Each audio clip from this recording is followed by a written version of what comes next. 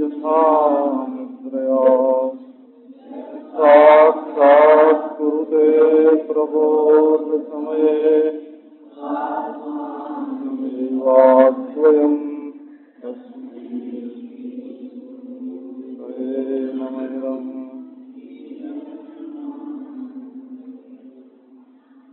मुग्धं स्निग्धं मधुरमुरली माधुरी धीरनादैः कारं कारं करणविवशं गोकुलव्याकुलत्वं श्यामं कामं व्रजजनमनोमोहनं मोहनाङ्गं चित्ते नित्यं निवसतु महो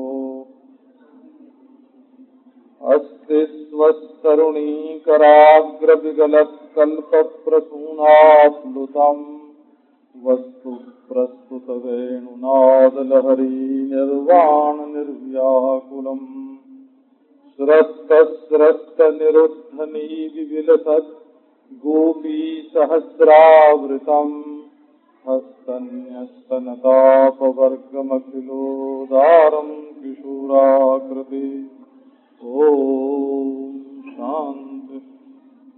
शिष्टास्तव यदि सखे बंधु संगे तिरंगा, यदि तुम्हें दुनियादारी की रंगीनी देखनी है, उसका मजा लेना है, तो इसके ऊपर नजर मत डालना। ये तो इसीलिए अहीर होके आया कि नाचने में शर्म नहीं आवेगी, है ना। गांव के अहीर होते हैं ना, खूब नाचते हैं, बांसुरी बजावेंगे, नाचेंगे, जांघे पहनेंगे,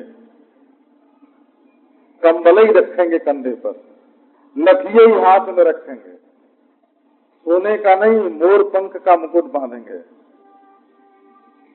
मार पीट के भी जरूरत पड़ेगी तो घड़ा फोड़ के, कपड़ा फाड़ के भी, है ना, अपनी ओर खींचेंगे। ये तो खींचने के लिए आया है ना। गोविंदा भरतात्मानो नन्यवर्तन्त मोहिता। गोपियां नहीं लौटी, नहीं लौटे। इसी बीच में कहते हैं कि इस जन्म में जितने प्रतिबंधक थे, अर्थ के, भोग के, धर्म के, सब पर गोपियों ने विजय प्राप्त कर लिया। पर कुछ गोपियां ऐसी थीं जिनके पूर्व प्रतिबंधक विद्यमान थे। प्रारब्ध उनका बड़ा प्रबल था संसार का, और संचित कट जाए, क्रियमाण कट जाए, और प्रारब्ध का तो भोगादेव क्षय, बिना भोग के क्षय होता नहीं। ना भुक्तं क्षीयते कर्म कल्प कोटि शतैरपि। अपने कर्म का फल तो भोग नहीं पड़ता है। तो अभी इनके कर्म शेष थे, भोग शेष थे। इनको कई तरह के दुख भी भोगने बाकी थे और कई तरह के सुख भी भोगने बाकी थे। और जब तक संसार में सुख दुख का चक्कर लगा है, बड़ा प्रबल पूर्व कर्म प्रतिबंधक है, तब तक कैसे ईश्वर की ओर मनुष्य बढ़े, उसका भी रास्ता बताया। अंतर्गृहगता काश्चित् गोपियो लब्ध विनिर्गमा कृष्णं तद्भावना युक्ता दद्योर्मीलितलोचना दुस्सह प्रेष्ठ विरह तीव्रता पथुता शुभा ध्यात्ताच्युताश्लेषो निर्वृत्या क्षीण मंगला। भक्त लोग जब भक्ति बल का निरूपण करते हैं ना, वो कहते हैं देखो हमारी भक्ति तुम्हारे ज्ञान से बलवान है। कैसे, क्या प्रमाण? बोले ज्ञान से सब कर्मों का क्षय हो जाता है, लेकिन प्रारब्ध का क्षय नहीं होता। शंकराचार्य भगवान भी ज्ञानाग्नि सर्व कर्माणि भस्मसात् कुरुते टीका में लिखते हैं प्रारब्ध व्यतिरिक्ता।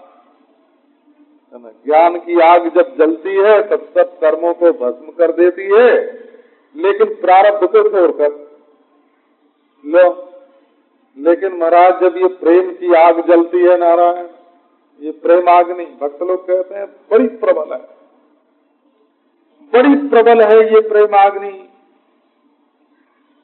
जिसके हृदय में ये प्रेम की आग जल जाए, भागवत में भी इसका वर्णन है। भक्ति की अग्नि जो है ना,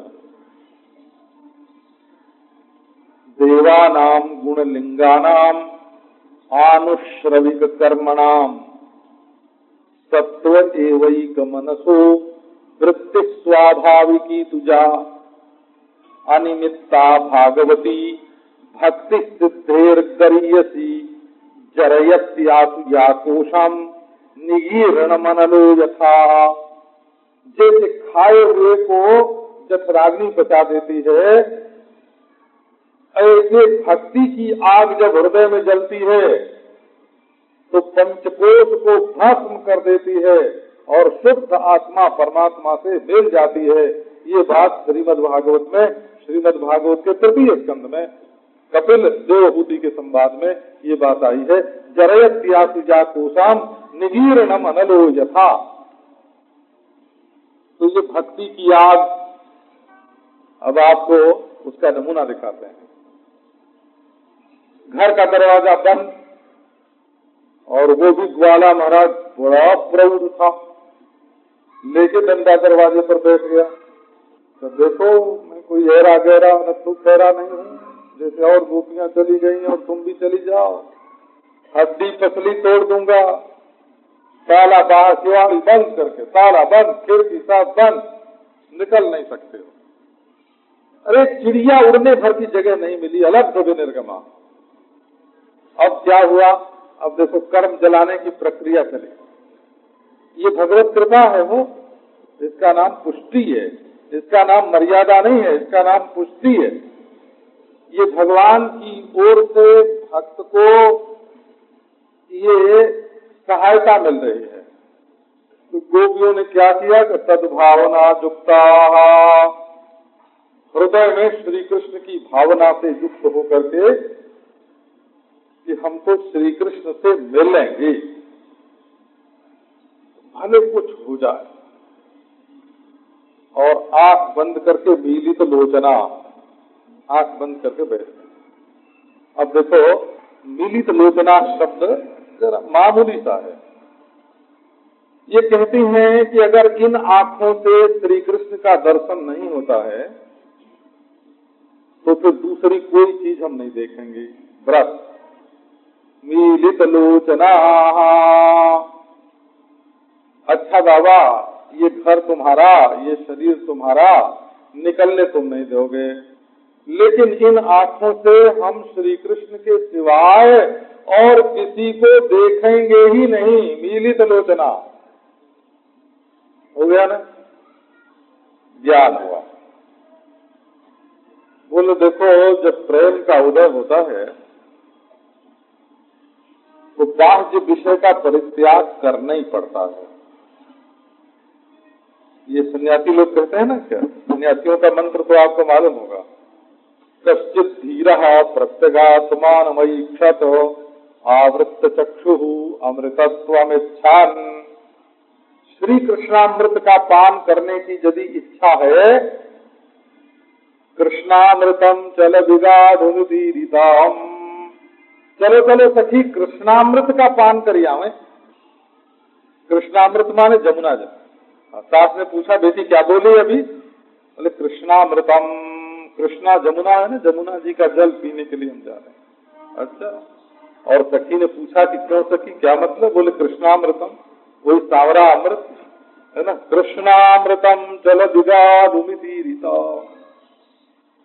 तो अमृतत्व इच्छन, वो श्रुति में है ना, अमृतत्व इच्छन कश्चित धीरः प्रत्यगात्मानमईक्षत आवृत्त चक्षु अमृतत्व इच्छन, अमृतत्व की, अरे वही जो सावरा सावरा झिलमिल है ना, परोक्ष स्वर्ग में रहने वाला अमृत नहीं। आगे आ जाए, आगे आत्मानमईक्षत आवृत्त चक्षु अमृतत्वम इच्छान, अमृतत्व की चाह, कृष्णामृतम जल विगाधम, कृष्णामृत, आनंदामृत, रसामृत। तो आवृत्त चक्षु, अमृतत्व की इच्छा हुई तो आंख बंद करो, बाह्य विषय का परित्याग होगा। परांचि खानी व्यतीर्ण स्वयंभू तस्मात् परांग पश्यति नान्तरात्मन। इंद्रियां बहिर्मुख हैं, ये तो मर गई बेचारी। आंख बंद करके परमात्मा का चिंतन करो। अब गोपी ने कहा कि अच्छा, बाहरी आंख से कृष्ण नहीं मिलेंगे देखने को, ये बात तय हो गई, हम घर में बंद, हमारे पतिदेव डंडा लेके सामने खड़े। अच्छा, तो अब हमारी आंख बंद होती है। आज गोपी सन्यासिनी हो गई, ध्यान परायणा, मीलित लोचना। तो दध्युर मीलित लोचना, बाह्य विषय का परित्याग हो गया। एक, कृष्ण का दर्शन नहीं होगा तो इन आंखों से दूसरा क्या देखें। दो, और तीसरे का था आंख से नहीं देख सकेंगे तो मन से देखेंगे ना। इनका डंडा और इनका ये तालाबंदी इनकी आंख ही पर काम दे सकती है, मन पर तो नहीं देगी ना। तो बाहर से आंख इन्होंने बंद कर दी, तो अब हम भीतर से कृष्ण को देखेंगे। दध्युर मीलित लोचना। और बिना निवृत्ति के, बिना संन्यास के, है ना, बिना त्याग के, त्यागे नहीं के अमृतत्व मानसो। तो बाह्य विषय का त्याग करके, इंद्रिय का संयम करके, अपने प्रियतम से अतिरिक्त का देखना त्याग करके, हृदय में प्रियतम का ध्यान करने के लिए गोपी ने अपने नेत्र बंद कर लिए। मीलित लोचना, मीलितानि लोचनानि बाह्य विषय ज्ञानानि या सामता। बाह्य विषय ज्ञान का उन्होंने निमीलन कर दिया, निमीलन कर दिया। आंख नहीं बंद की, बाहर का ज्ञान ही छोड़ दिया, घटक ज्ञान पटक ज्ञान सब छोड़ दिया। अब हुआ क्या? तो देखो, दो स्थिति का उनके वर्णन करते हैं। दुस्सह प्रेष्ठ विरह तीव्र तापभूता शुभा ध्यान प्राप्ताच्युताश्लेषो निर्वृत्तिया क्षीण मंगलाः तमेव परमात्मानं जार बुद्धियापि संगताः जहुर्गुणमयं सद्यः प्रक्षीण बंधनाः। दुस्सह प्रेष्ठ विरह। कोई के चलते चलाते कोई मंदिर पड़ा ना, तो हाथ जोड़ लिया, पाला के महाराज ऐसे कर लेते हैं कि नहीं? पाला के ओम गम गणपते नमः, तो बोले हम बड़े भारी भगत हैं। ये आस्तिकता तो है इसमें, बोला आस्तिक है तब न देवता को नमस्कार करता है, वासुदेव को नमस्कार करता है, ब्राह्मण को नमस्कार करता है, गाय को नमस्कार करता है। हृदय में है ना ईश्वर के प्रति अति बुद्धि तो है, परंतु केवल आस्तिकता का होना, आस्तिकता होना माने मानना हो, ईश्वर को मानना है। ईश्वर का हम जानते हैं, तुम गाय माए हाथ जोड़ते हो ना, हमको याद है। वैसे चाहे भगवान की याद न करें, लेकिन स्कूल जाते समय अगर रास्ते में कुत्ता मिल जाता था ना, तो कहते थे कि हे हनुमान जी बचाना हमको, है ना, ये कुत्ता भूखे नहीं। और जब परीक्षा का दिन आता था ना, तब तो गंगा स्नान करके, विश्वनाथ जी का दर्शन करके, है ना, उस दिन चंदन भी चढ़ाते, बेलपत्र भी चढ़ाते, फूल माला भी चढ़ाते। बोले विश्वनाथ जी परीक्षा में पास कर देना, ऐसे जाते हो। तो इसका नाम भक्ति नहीं है, इसका नाम आस्तिकता है, बता। अच्छा, भक्ति कब होती है? कि जब भगवान के विरह में तो दुख हो गए और भगवान के मिलन में सुख हो गए। बोले भगवान का विरह कहाँ से आवे, भगवान का मिलन कहाँ से आवे? बोले नहीं, हृदय में विरह की स्फूर्ति होवे और हृदय में मिलन की स्फूर्ति होवे। हृदय में फुरे कि हाय हाय ऐसी जन्म समूह सिराने, प्राणनाथ रघुनाथ सो पति तजी सेवत पुरुष बिराने, ऐसी जन्म समूह सिराने। तो हृदय में विरह की स्फूर्ति हो गई। जुग जुग बीत गए, जन्म जन्म बीत गए नारायण है, और इस जिंदगी का भी क्षण क्षण खींच रहा है। स्त्री के लिए रोए, पुरुष के लिए रोए, पुत्र के लिए रोए, धन के लिए रोए, मकान के लिए रोए, इज्जत के लिए रोए, कुर्सी के लिए रोए, हैं? भूखे होकर रोए नारायण, बीमार होकर रोए, लेकिन ईश्वर के लिए 4 बूंद आंसू कभी नहीं गिरे कि हमको ईश्वर मिले, तब उसका नाम भक्त नहीं होगा। भक्त तो तब होगा जब हृदय में ईश्वर के विरह की स्फूर्ति होकर वेदना होवे, अथवा मिलन की स्फूर्ति होवे, है ना, मिले मिलावे और रोम रोम खिल गया, है ना, आँख खिल गई, रोम रोम खिल गया, हृदय खिल गया। जिसके हृदय में भगवान के विरह की स्फूर्ति से दुख नहीं होता और मिलन की स्फूर्ति से सुख नहीं होता, वो भक्त नहीं है। ये ज्ञान की बात नहीं है, ये भक्ति इसको बोलते हैं, भक्ति। हृदय द्रवित हो गए भगवान के लिए। जब तक हृदय में द्रवता नहीं आवेगी, पिघलेगा नहीं हृदय। रोमांचेन चमत्कृता तनुरियाम भक्त्या मनोनंदिताम प्रेमाश्रूणि विभूषयन्ति वदनम कंठम गिरो गदगदा। कंठ गदगद हो, आंखों में आंसू हो, शरीर में रोमांच हो, कृष्ण कृष्ण कृष्ण। गोपी के हृदय में काश्चित गोपिया, ये काह और चित गोपिया है। ये काह माने सुखरूपा और चित गोपिया। चित वस्तु जो भगवान है उनका गोपन करने वाली अथवा उनको इंद्रियों से पान करने वाली। जब ध्यान किया तो तुस्सह विरह का ताप उदय हुआ। ये श्लोक ईश्वर कृपा से जैसा विष्णु पुराण में है वैसे भागवत में है। दोनों में एक तरीका है वो, माने शब्द में भेद है, अर्थ में भेद नहीं है। हमको विष्णु पुराण का स्मरण है। तदप्राप्ति महादुख विलीना शेष पातका, तदप्राप्ति महादुख विलीना शेष पातका, ऐसे है। तो जब विरह का उदय हुआ गोपी के हृदय में, विरह की आग जली। तो आग जो होती है ना, विरह की आग, वो सारे प्रतिबंधों को भस्म कर देती है। जितने कर्म के आवरण थे, प्रारब्ध के आवरण, उनको उस आग ने भस्म करना शुरू किया। तीव्रता बधुता शुभा, जितना अशुभ माने दुखदायी प्रारब्ध थे, अभी गोपी के कर्म शेष थे, प्रारब्ध शेष थे, आगे जीवन में उसको कई कई तरह के दुख होने वाले थे।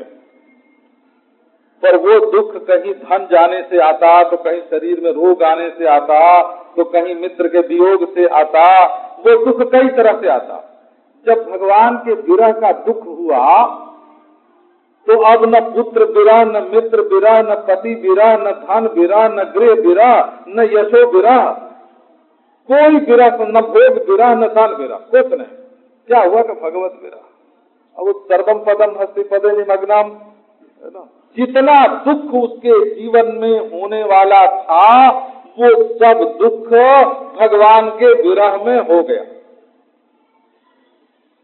दुस्सह प्रेष्ठ विरह, अपने परम प्रियतम का जो दुस्सह विरह, उस विरह से जो तीव्र ताप उस ताप के कारण उसके सारे अशुभ प्रारब्ध भस्म हो गए।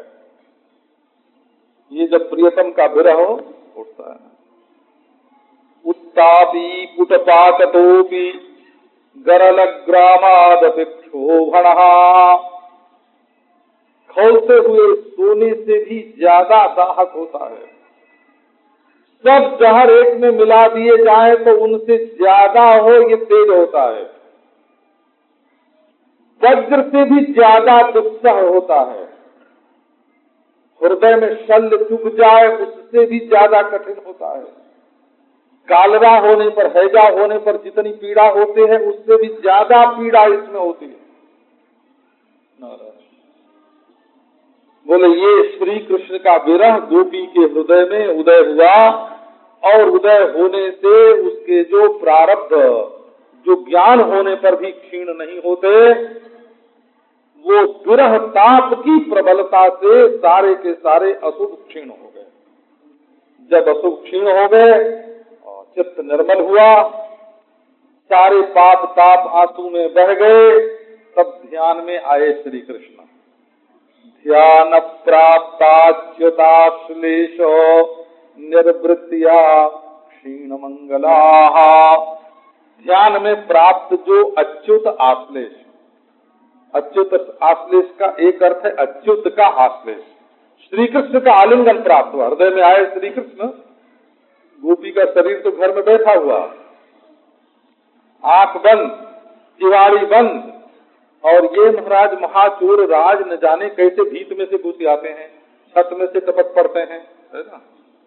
किवाड़ी बंद का इनके ऊपर कोई असर न पड़े, तालाबंदी का प्रभाव नहीं है एकदम, है ना। आंख बंद की बंद, और दिल में घुस गए, और आ करके उन्होंने कहा, अरे गोपी मेरे बिना तुमको इतना कष्ट हुआ। शरीर तो बाहर का बैठा हुआ, भीतर से गोपी उठ के खड़ी हो गई, है ना। और अच्युत ने अच्युत आलिंगन दिया उसको, अच्युताश्लेष, अच्युतस्य आश्लेषः अच्युतः जो आश्लेषः। ऐसा आलिंगन दिया, ऐसा गाढ़ आलिंगन दिया महाराज, जिसमें गोपी को ऐसा लगा, वो स्थूल शरीर तो उसका बैठा हुआ था, सूक्ष्म शरीर था ना, वो उठ के खड़ा हुआ तो उसमें ऐसा लगा कि हड्डी गई, पतली गई, मांस गया, जाम गया, अब कुछ नहीं रहा। इतने जोर से दबाया श्री कृष्ण ने, अच्युत आलिंगन दिया उसको कि वो जैसे एक हो गई हो कृष्ण के साथ। और ऐसा आनंद आया, ऐसा आनंद आया। निर्वृत्तिया अच्युताश्लेष निर्वृत्तिया क्षीण मंगला। निर्वृत्ति हो गई हो। निर्वृत्ति माने, वृत्ति माने आवरण, एक सकार का होता है वो, एक डबल सकार का होता है। तो निर्वृत्ति शब्द जो होता है ना, वो तो वृत्ति का जहाँ निशेष निवृत्ति होवे उसको निर्वृत्ति बोलते हैं, और जहाँ वृत्ति माने आवरण का निशेष अभाव होवे उसको निर्वृत्ति बोलते हैं। पर्दई जो कृष्ण के और गोपी के बीच में जो पर्दा था, काहे का पर्दा था, है ना, प्रारब्ध का पर्दा था, वासना का पर्दा था, संसार के संबंध का पर्दा था। ये सब लिहाफ ओढ़ के जीव बैठ जाता है तो भगवान के दर्शन नहीं होते। ये सब का सब उतर गया। नग्न हो करके गोपी निर्वृत्तिया क्षीण मंगला। ऐसा सुख, ऐसा सुख, ऐसा सुख मिला कि उसको यदि अपने प्रारब्ध में जो पुण्य का फल था ना, यदि कोटि जन्म तक उसके पुण्य के फल सुख देते रहते तो इतना सुख नहीं मिलता जितना मन ही मन श्री कृष्ण का आलिंगन प्राप्त करने से हुआ। इसलिए पाप के फल दुख और पुण्य के फल सुख जितने उसके जीवन में मिलने वाले थे उनका आवरण भंग हो गया, सारे संस्कार निश्चेष हो गए। अब तो बाबा तेरा कोई नहीं रोकनहार, मगन हुए मीरा चली, है ना। देह की जरूरत प्रारब्ध भोग करने के लिए है, इंद्रियों की जरूरत प्रारब्ध भोग करने के लिए है, अंतःकरण की जरूरत प्रारब्ध भोग करने के लिए है, तो कुछ रहा ही नहीं। तब अंतःकरण से और इंद्रियों से और शरीर से संबंध क्यों रहे? छोड़ के लियो। अब एक दूसरा प्रश्न उठा के उसका समाधान करके फिर आगे बढ़ता हूं। प्रश्न ये है कि ये जो ब्रज में गोपी हुई, तो परमात्मा की प्राप्ति के लिए मर्यादा में ज्ञान की आवश्यकता होती है। यही वेद का कहना है, तमेव विदित्वा मृत्यते, बिना ज्ञान के मुक्ति नहीं होती। और गोपी की तो मुक्ति हो गई घर गृहस्थी से, शरीर से, इंद्रिय से, अंतःकरण से मुक्ति हो गई। और पुष्टि में भक्ति से मुक्ति होती है। ये पुष्टि और मर्यादा का यही भेद है। मर्यादा में भगवत शक्ति से मुक्ति होती है, पुष्टि में भगवत शक्ति से मुक्ति होती है, और मर्यादा में जीव का थोड़ा प्रयत्न भी काम करता है। देखो मर्यादा में कितना अपरस मानते हैं, और पुष्टि में तो सबसे परे हो जाते हैं। यहाँ वल्लभाचार्य महाराज के संप्रदाय की भाषा है पुष्टि मर्यादा। लेकिन जब भगवान प्रकट नहीं होते हैं, बोला, जब भगवान प्रकट नहीं होते हैं ना, अपने ब्रह्म स्वरूप में हैं, अंतर्यामी है, निराकार है, निर्विकार है, एक रस है, निर्धर्मक है, तब चाहे जीव ज्ञान प्राप्त करे, चाहे भक्ति प्राप्त करे, तब मुक्ति होती है। लेकिन जब भगवान स्वयं प्रकट हो जाते हैं, तब उसको ज्ञान भक्ति की जरूरत नहीं होती। भगवान प्रकट ही इसलिए हुए हैं कि जिनको ज्ञान नहीं है उनको भी अपने हृदय से लगा लें, और जिनको भक्ति नहीं है उनको भी अपने हृदय से लगा लें। नहीं तो प्रकट होने की कोई जरूरत नहीं। कंस शिशुपाल तो यूं ही मर जाते, रावण हिरण्यकशिपु तो पैदा ही न होते अगर भगवान चाहते तो। अवतार लेने की जरूरत क्या?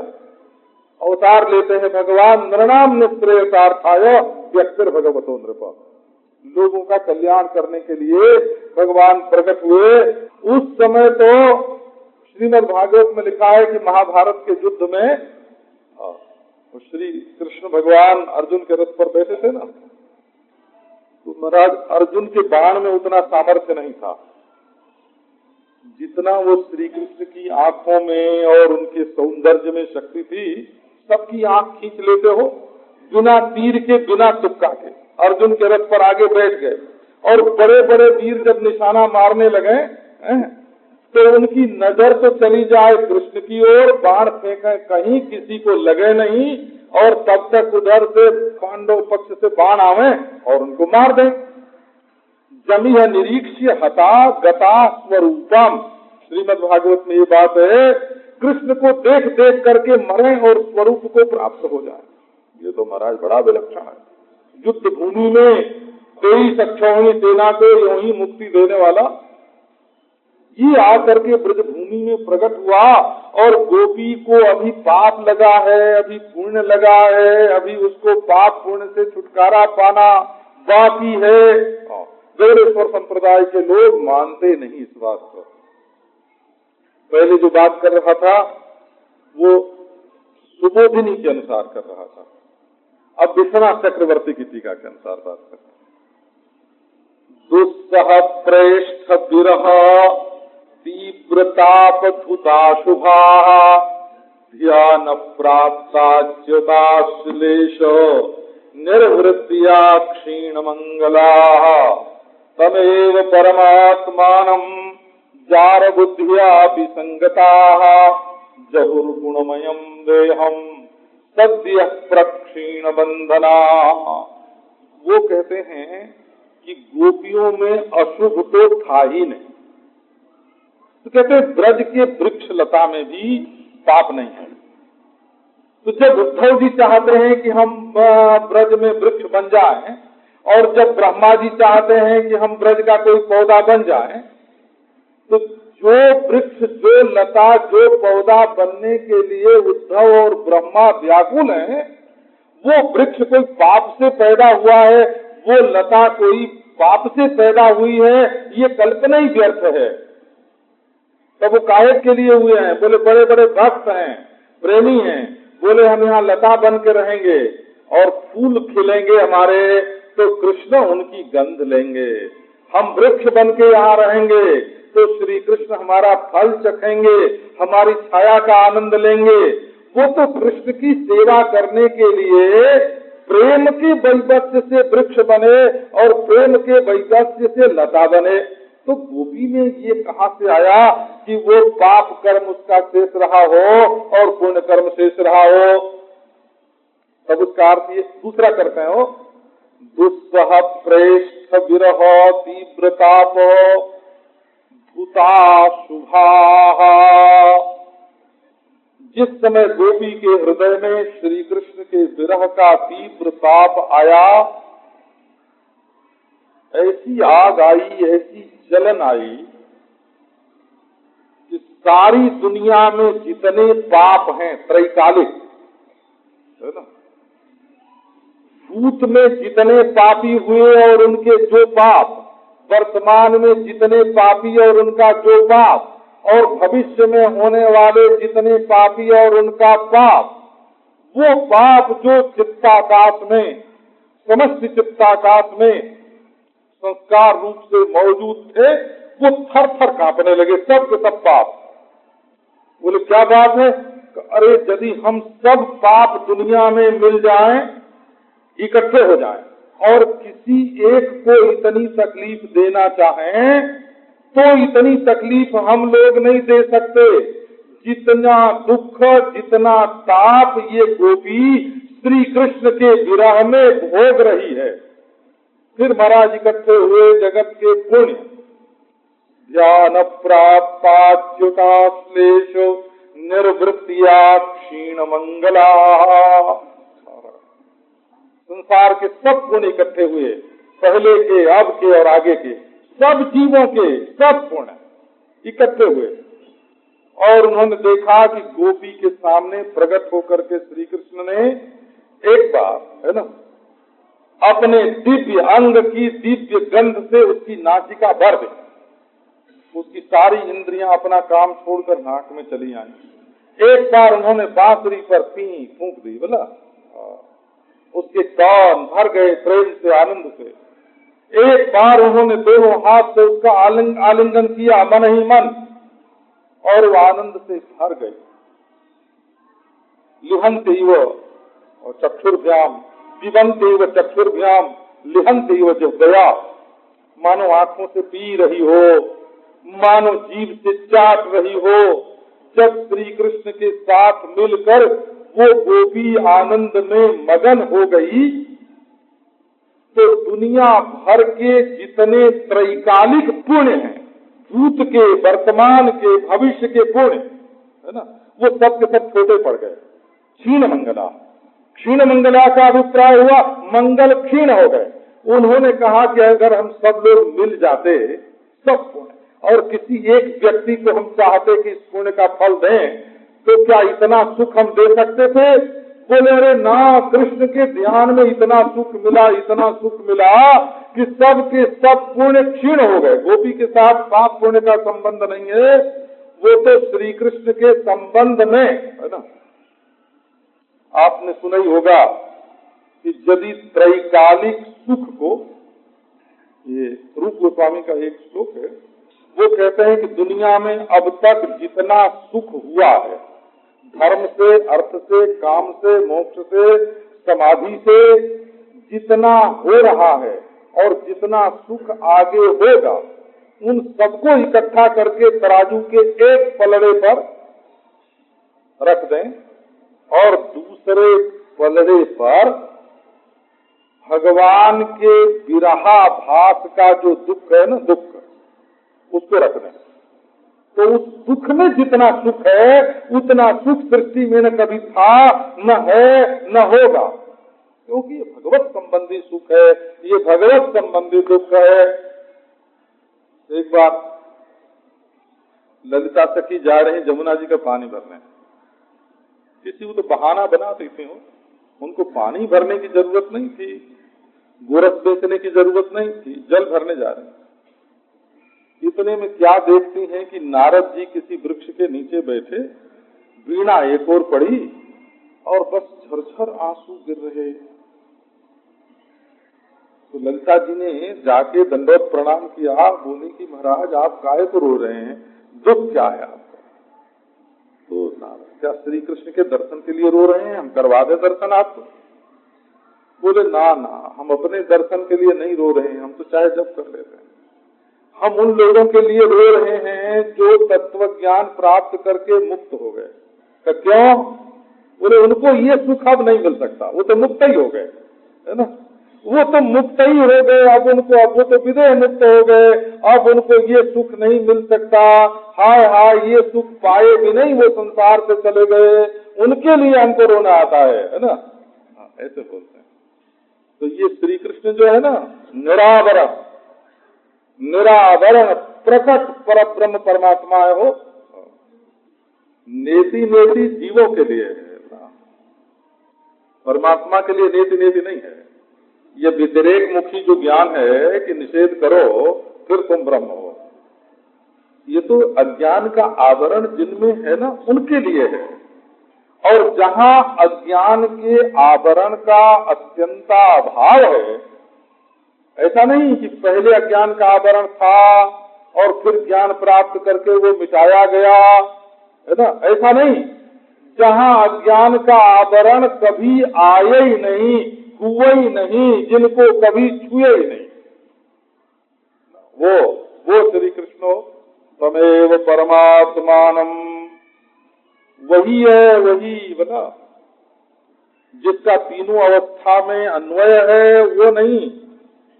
जो तीनों अवस्था से व्यतिरिक्त है सो नहीं, जो सर्वात्मा है, जिसमें तीन अवस्था जो है जिससे अलग नहीं है, तीन अवस्था जिसका स्वरूप है, ऐसा जो परमात्मा है।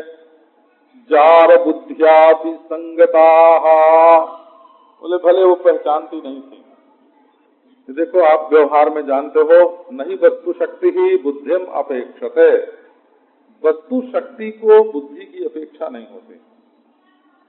अच्छा, अनजान में कोई नमक खा ले, उसको मालूम न हो कि ये नमक है, तो क्या उसकी जीभ पर नमकीन पानी नहीं बनेगा? अच्छा, अनजान में कोई आग में हाथ डाल दे, बोले हमें तो अग्नि की भावना नहीं है, तो आग क्या उसके हाथ को नहीं जलाएगी? अनजान में कोई अमृत पी ले तो क्या वो अमर नहीं हो जाएगा? अनजान में कोई विष पी ले तो क्या नहीं मरेगा? अनजान में अमृत पिए तो क्या अमर नहीं होगा? अरे बाबा, वही परब्रह्म परमात्मा निरावरण जीवों के कल्याण के लिए आया। यहाँ भी यदि बुद्धि की अपेक्षा होवे कि पहचानो कि ये परब्रह्म है, तो अवतार काल में और सामान्य काल में अंतर ही क्या होगा? ये तो अवतीर्ण ही हुए हैं, अवतार ही लिया है इन्होंने, इसलिए कि लोग बिना श्रवण मनन निधि ध्यासन को भी हमें प्राप्त हो जाए। अवतीर्ण ही इसलिए हुए हैं कि बिना माला फेरे, बिना मूर्ति पूजा किए, ये जो अहीर का छोरा है ना, देखो री,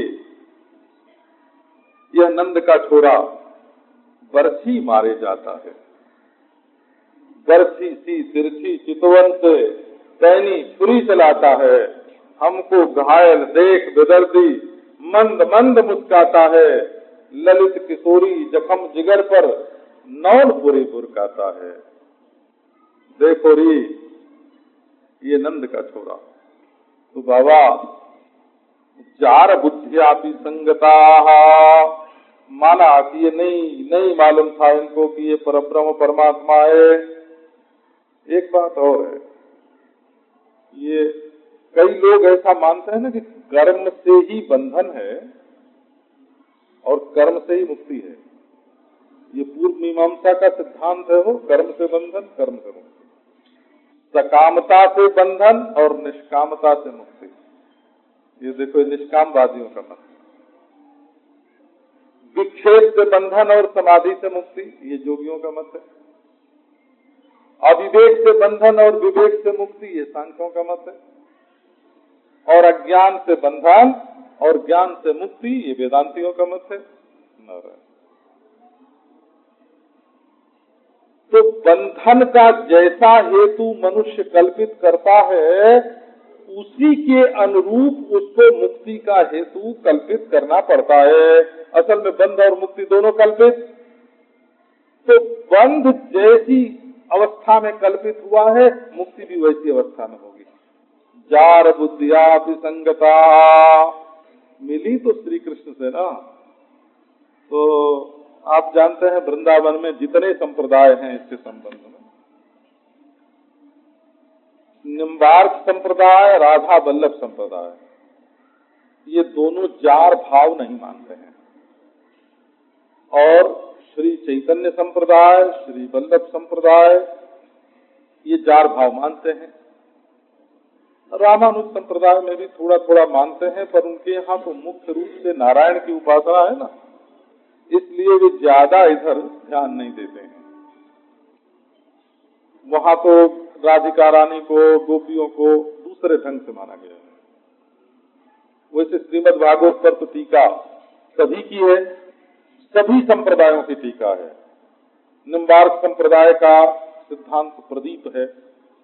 गौड़ेश्वर संप्रदाय की तो इतनी टीका, जीव गोस्वामी ने 3 टीकाएं 4 टीकाएं लिखी हैं, सनातन गोस्वामी की है, विश्वनाथ चक्रवर्ती की है, कई। राधा वल्लभ संप्रदाय की विशुद्ध रस दीपिका है, रसिक रंजनी है, कई छपी हैं, कई नहीं छपी हैं।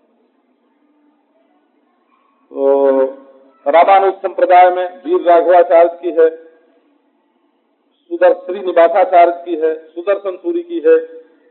मध्वाचार्य के संप्रदाय में विजय ध्वज तीर्थ की है। स्वयं मध्वाचार्य ने ही भागवत तात्पर्य निर्णय लिखा है। हनुमान की है, चित्सुखाचार्य की है। हम समझते हैं कोई प्राचीन आचार्यों की 35-40 संस्कृत की टीकाएं आजकल भी उपलब्ध हैं। जार बुद्ध्यादि संगता, जब ये जार शब्द आया तो जो लोग जार नहीं मानते श्री कृष्ण को, जार शब्द का भी अभिप्राय बड़ा गंभीर है वो, तो वो कहते हैं जरयति इति जारा, जो भोग वासना को जलाए दे उसका नाम जार।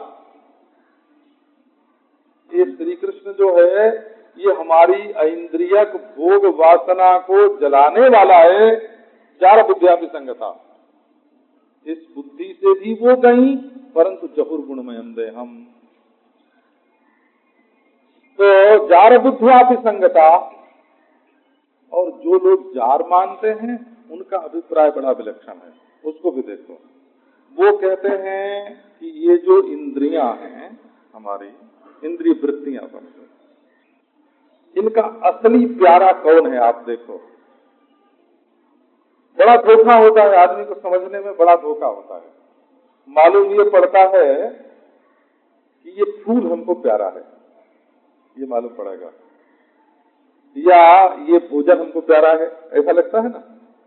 जीभ कहती है भोजन प्यारा है, आंख कहती है ये गुलाब का फूल प्यारा है? लेकिन ये उल्टा है, आप देखना। असल में गुलाब को देखकर आंख को जो सुख होता है वो गुलाब को नहीं देती, किसको देती है? खुद भी नहीं होती सुखी हो, अपने भीतर बैठे हुए चैतन्य को वो ले जाकर के सुख दे देती है। अच्छा, भोजन में जो सुख है, जीव को बड़ा प्यारा है भोजन, तो क्या जीव भोजन से प्यार करती है? जिससे प्यार करते हैं उसको तो ले जाकर के सुख देते हैं, तो क्या जीव भोजन को सुख देती है? क्या नहीं, भोजन में से सुख ले करके भीतर जो बैठा हुआ है ना उसको ले जाकर के देती है। तो देखो, हमारी इंद्रिय वृत्तियों का और मनोवृत्तियों का असली प्यारा जो है वो तो भीतर बैठा हुआ है ना। और हमारी इंद्रिय वृत्तियों ने, है ना, झूठ मूठ का नाता जोड़ रखा है संसार के बाहर के विषयों से। ये बाहर जो संबंध है ये दिखाऊ है हो, हमको भोजन प्यारा है, हमको रूप प्यारा है, हमको रस प्यारा है, हमको गंध प्यारा है, ये सब हमारे ब्याहते हैं, है ना। और जो असली प्यारा है वो तो हृदय मंदिर में, नित्य निकुंज में, वृंदावन के नित्य निकुंज में छिपा हुआ है ना। ये जार भाव का अर्थ ये है कि बाहर से इंद्रियों का ब्याह विषयों के साथ मालूम पड़ता है, लेकिन उनके असली प्यारे भीतर हृदय वृंदावन में बैठे हुए हैं, नित्य निकुंज में विहार कर रहे हैं। बोले छोड़ करके विषय जब उनकी ओर चले तो क्या हुआ? जार बुद्धियाति संगता परम पुरुषम। अब ये प्रसंग आपको कल सुनावेंगे।